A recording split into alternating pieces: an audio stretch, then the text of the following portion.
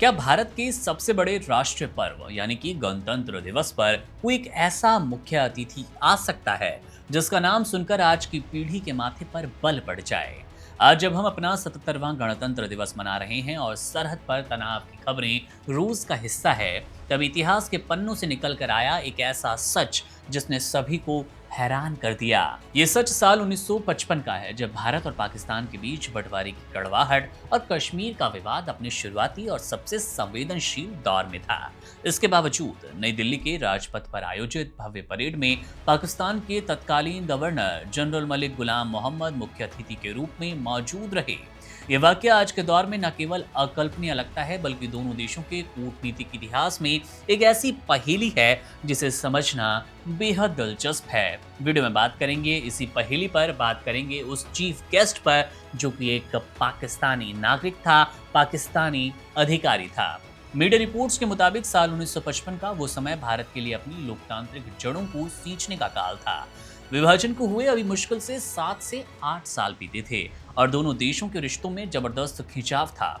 इसके बावजूद तत्कालीन भारत सरकार ने एक साहसी फैसला लिया और पाकिस्तान के सर्वोच्च संवैधानिक पदाधिकारी को आमंत्रित किया। अब संयोग देखिए, 1955 ही वो साल था जब पहली बार गणतंत्र दिवस की परेड का आयोजन स्थायी रूप से राजपथ पर शुरू किया गया, जिसे आज हम कर्तव्य पथ के नाम से जानते हैं। लेकिन यहाँ पर दिलचस्प मोड़ था और दिलचस्प इंसान था वो पाकिस्तानी अधिकारी, जिसके बारे में सोचना भी आज भारत के लोग कतराएंगे, भारत के लोग कल्पना नहीं कर पाएंगे। अब 1955 की उस परेड में पाकिस्तानी गवर्नर जनरल का शामिल होना दुनिया को इस संदेश देने की कोशिश थी कि भारत अपने पड़ोसियों के साथ शांतिपूर्ण सह अस्तित्व की राह पर चलना चाहता है। मलिक गुलाम मोहम्मद का व्यक्तित्व और उनका इतिहास भारत से इतना गहरा जुड़ा था कि उन्हें विदेशी कहना भी तकनीकी तौर पर सही नहीं लगता। उन्होंने अपनी शिक्षा अलीगढ़ मुस्लिम विश्वविद्यालय से पूरी की और ब्रिटिश काल के दौरान वे भारतीय रेलवे लेखा सेवा में एक प्रतिष्ठित पद पर तैनात थे। उन्होंने हैदराबाद निजाम के वित्त सलाहकार के रूप में लंबे वक्त तक काम किया, यानी कि जिस राजपथ पर वे सलामी ले रहे थे उस देश की व्यवस्था और मिट्टी को वे बखूबी जानते थे। हालांकि पाकिस्तान जाने के बाद उन्होंने वहां की राजनीति में जो भूमिका निभाई वो काफी विवादित रही। पाकिस्तान के पहले वित्त मंत्री के रूप में करियर शुरू करने वाले मलिक गुलाम मोहम्मद 1951 में गवर्नर जनरल बने। उनका कार्यकाल पाकिस्तान के लोकतंत्र के लिए किसी बुरे सपने जैसा साबित होता नजर आया। उन्होंने 1953 में प्रधानमंत्री ख्वाजा निजामुद्दीन की चुनी हुई सरकार को असंवैधानिक तरीके से बर्खास्त कर दिया और 1954 में पाकिस्तान के संविधान को ही भंग कर दिया। उनके इन फैसलों को पाकिस्तान में सैन्य तानाशाही की नींव भी माना गया, क्योंकि उन्हें इस दौरान जनरल अयूब खान का पूरा समर्थन प्राप्त हुआ। ये एक विरोधाभास ही था कि भारत जिस दिन अपने लोकतंत्र और संविधान का जश्न मना रहा था, उसके सामने मुख्य अतिथि के रूप में एक ऐसा व्यक्ति बैठा था जिसने अपने देश में लोकतंत्र की जड़ों पर कड़ा प्रहार किया था।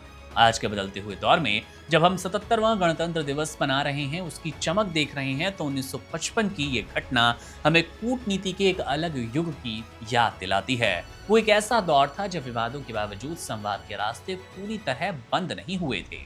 हालांकि आज की सुरक्षा चुनौतियों और सीमा पार से जारी तनाव के बीच ऐसी किसी भी घटना का दोहराव संभव तो बिल्कुल नहीं है, लेकिन इतिहास का यह चौंकाने वाला अध्याय हमें ये जरूर बताता है कि वक्त के साथ राष्ट्रों के संबंधों और प्राथमिकताओं में कितनी तब्दीली आती है। राजपथ पर पाकिस्तानी मेहमान की वो मौजूदगी आज एक महज धुंधली याद है और इतिहास का एक ऐसा सवाल बनकर रह गई जिसका जवाब आज के बदलते वैश्विक समीकरणों में ढूंढना नामुमकिन है। क्या आपको इस चीफ गेस्ट के बारे में पहले पता था? क्या पाकिस्तानी चीफ गेस्ट को सुनकर आपने भी हैरानी महसूस की?